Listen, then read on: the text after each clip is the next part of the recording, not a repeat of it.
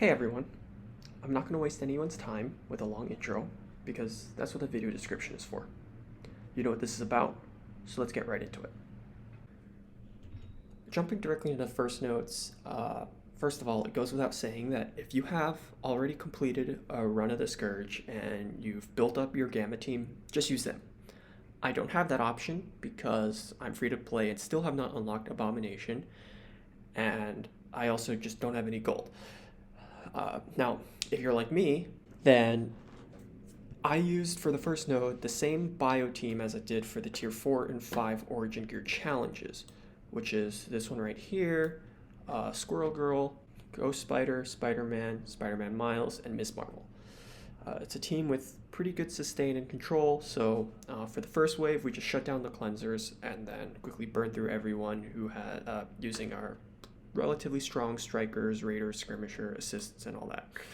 Now, I do have to point out, if Spider-Woman ability blocks Squirrel Girl, obviously you're going to have to restart.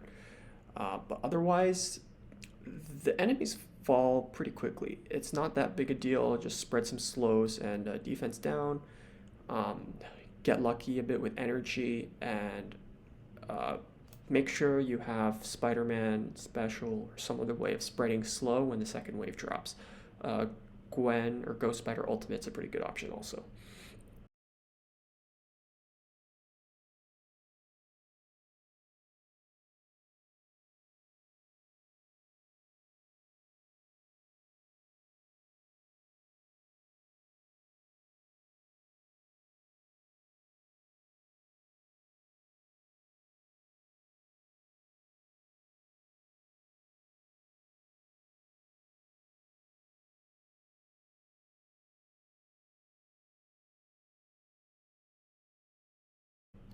Now, the first time I ran this node, I made sure to finish with good health and cooldowns because I was planning to reuse these characters.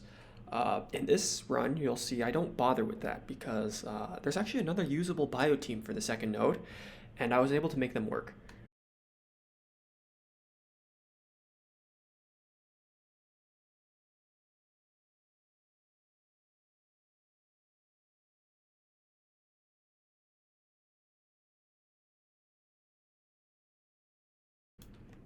So the second bio team, surprisingly maybe, is the Symbiotes. And the reason I brought them up is because we can exploit the fact that Shang-Chi and Scream have the same speed of 120.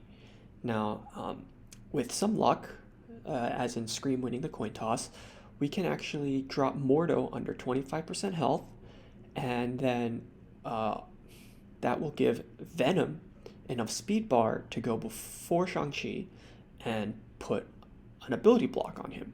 At the same time, Anti-Venom hopefully gets an evade from Ghost Rider's bleeds, spreads all that, and now our symbiotes have gotten the momentum going. It is important to note that in order for this to work, I cannot have any of the health increase Scourges active. Even 10% health at the level my symbiotes are at causes very likely chances for Mordo to not fall under 50%. That right there, you may have also seen another key moment is when Obsidian uses ultimate.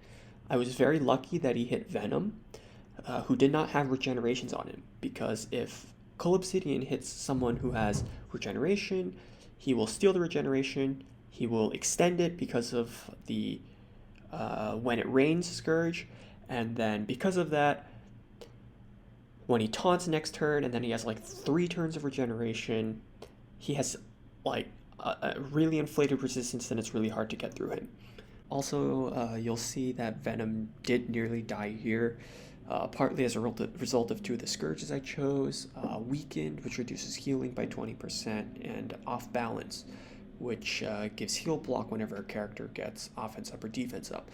So because of those healing limitations, it is possible, if not likely, that your symbiotes may die, or someone may die midway through the level.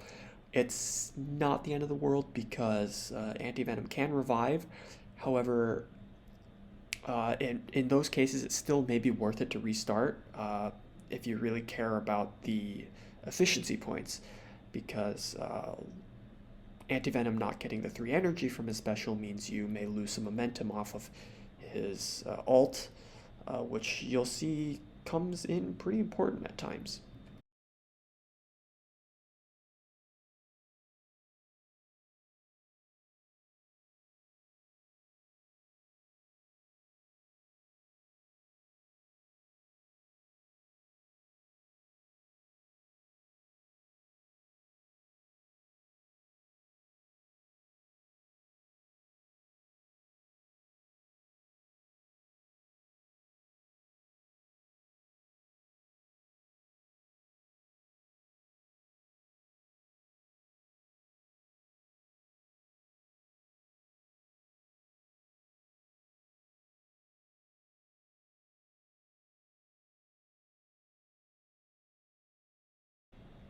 So for the third node, I used my Bionic Avengers, who are 630,000. Vivian is gear 16. So the reason for that is I did it because first of all I had a lot of her unique, and because she's the healer, so extra stats are always good. The other good thing about it though is that as she's a striker and the highest gear tier, she eats Coulson's ult here. She's targeted that. She absorbs it completely fine. And now I try to ability block Moondragon. The reason I ability block Moondragon is so that she doesn't get that special turn 2 and clear all the buffs that Vivian is about to flip. So you see my team is covered in negative effects, but Vivian flips them all, and this is why Moondragon needs to be ability blocked so it doesn't clear everything on the next turn. After this, now I have all the, you may see I tried to blind all the Asgardians, and now I'm going to just kill them. Hopefully Valkyrie dies first, and then does not trigger her passive, and then doesn't give her any more chances to trigger her passive.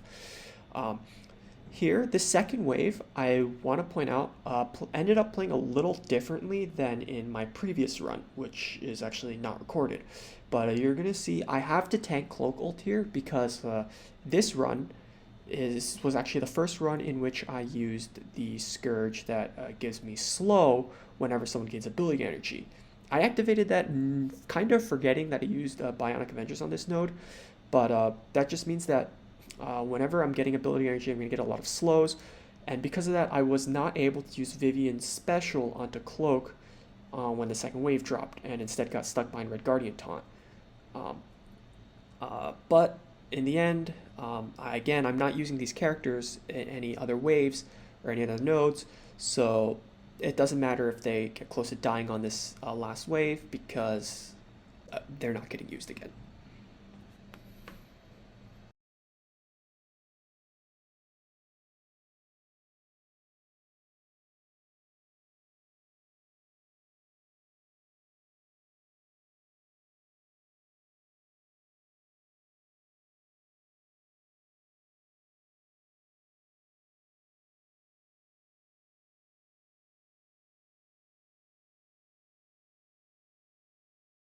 And now for Node 4, another Avengers restricted one. I do something similar as I did in Pestilence. You'll see Thor is on this team. Just like in Pestilence, you know how Dorky Dad gave us a great suggestion of bringing in the Web Warriors into the first node to reduce their cooldowns. I've chose to do the exact same thing with Thor here. Thor is here just so that, well, that way I have his ultimate ready for the next node, and you'll see why that's important. In this, originally, in my previous runs, I was using Maria Hill here instead of Squirrel Girl, but I decided to switch in the Young Avenger because, first of all, synergy with Kate. You'll see that, of course, Abomination being blinded here is a sure signal that bringing Kate and Squirrel together was the right idea. Further, Squirrel Girl is faster than Maria Hill. I believe Maria's speed is 113 or something, whereas Squirrel Girl's is 120, and she also gets extra speed bar from Kate falling below 50% health, and because Squirrel Girl is a young Avenger, which gives her the Avenger tag, Captain Sam special does give Squirrel Girl speed up. Other than that, really, this node, Squirrel Girl and Kate can't be used in any further nodes, so their cooldowns don't matter. Captain Sam and Sharon, their cooldowns can come back into can be sort of important in the skill nodes, 8 and 9. But for the most part, I'm doing it's more of similarly to node 1, just quickly blasting everyone before they really do anything.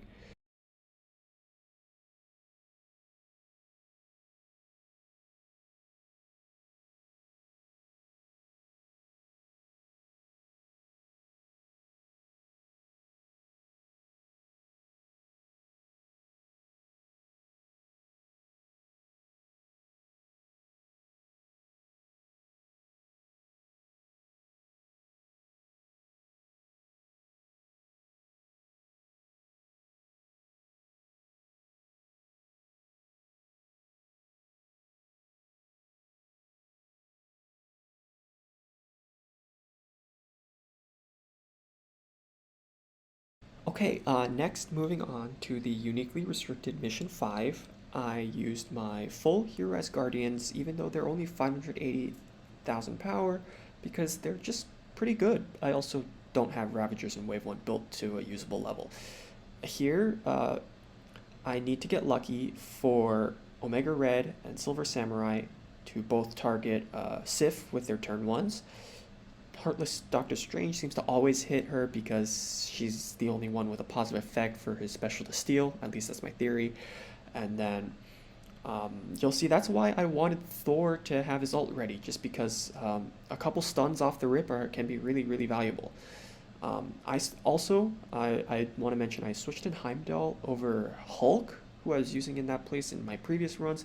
It turns out Heimdall is just a lot better because his ability to cleanse, to clear heal block, and the big crit chance bonus in his passive, which matters a lot when your entire team or all your damage dealers are raiders. For the end of this node, you want to make sure that Valkyrie's special is ready. The ult doesn't really matter that much in my opinion. We'll see why in mission 10, but I want the stun ready so that she has the defense up and offense up ready to go. And one other thing to mention is, of course, you want to have Thor's Lightning Storm back up for the start of Node 10. The great thing about that is that, of course, he gets ability energy every time he maxes some charges from his allies being hit or from Mighty Thor charging him when an Asgardian takes a turn. So Thor just gets pumped with a lot of ability energy.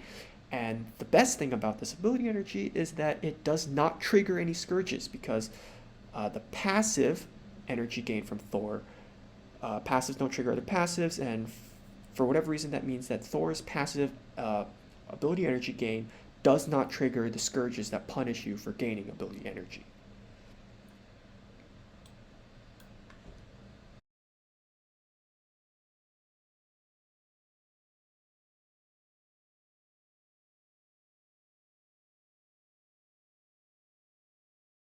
So probably unsurprisingly, you'll see that in the villains missions 6 and 7, I just once again resorted to the ultimate cheese, Thanos and Dormammu, to spam Dormammu's stun, and then his very powerful ultimate with all the combat effects that it provides, plus Morgan and Omega for even more control, and Emma Frost for the net speed boost. It Overall, there's not that much to say for missions 6 and 7. I can really just fast forward through them. Uh, it's it's just not that impressive.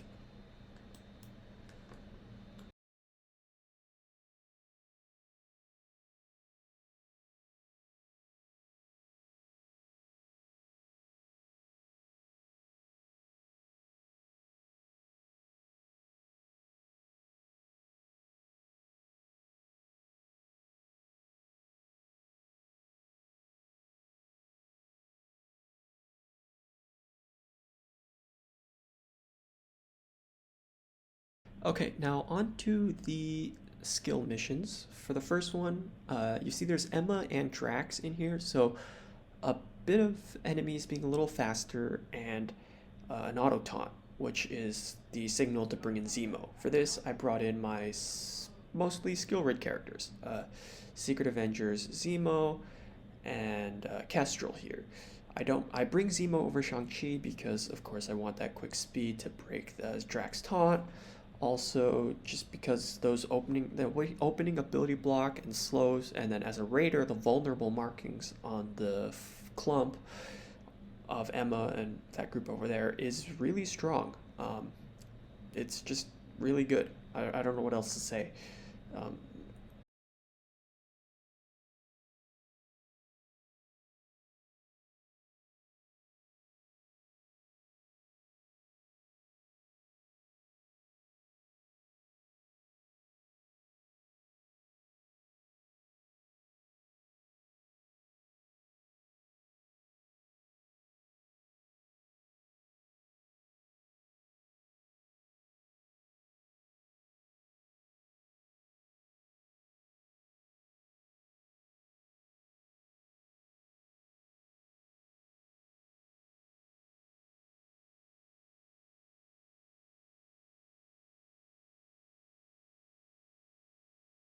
Okay, now on to mission 9. I just switched out Sharon and put in Shang-Chi.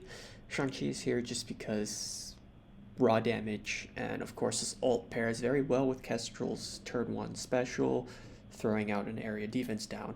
There's not that much to say here. It's really just once again steamrolling using Gear 16 or level 85 or 90 skill rate characters. And that's pretty much about it. Oh, there is one more other note to make. It's important not to bring out summons from Maria, at least, especially if they're gonna die immediately. I had to use Maria Basic here at one point just because if I used the ult, Crystal would instantly kill all the summons, and because I do have the Gloating Scourge enabled, that would have given the enemy 6 energy, and I was gonna avoid that if I could.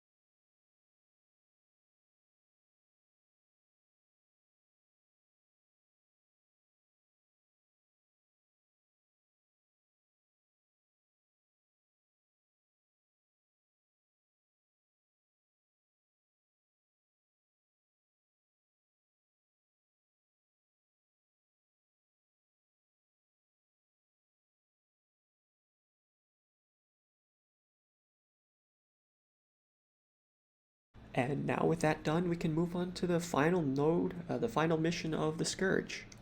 Once again, I use Hero Asgardians for the same reason I laid out in the section on mission 5. And now we'll see exactly how important it was that Thor and Valkyrie's stun cooldowns are ready.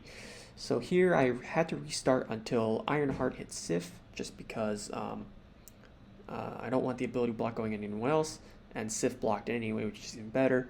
And now Thor can just go crazy. He can use his stuns. Valkyrie, obviously, her special not only can stun a cleanser like Rescue, but also Valkyrie will also put up offense up, defense up, and counters which count as active attacks for Mighty Thor's passive, which is great. Now, unfortunately, right after this, Heimdall is going to bleed out, but that does trigger, hopefully, Valkyrie's passive to cleanse the heal block as well as put up safeguard and immunity. And that's pretty much it. Otherwise, all I can say is it's very important, very helpful to have Mighty Thor's ult and hopefully Thor's ult ready for when the last wave drops, because if you can blind Bishop and flip all the defense ups that Bishop and all the Bionics have, then that makes way for Thor's stun and of course a passive attack to inflict a lot more damage. We'll see how that plays out, and that's all for this video. I hope that this is helpful or enjoyable to you in any way. If it was, or if you enjoyed the way I presented it, if I did alright with the commentary, please let me know with the feedback options below. And you can stick around to the end to see which the full list of Scourges I chose. But otherwise, that's it. Thanks for watching.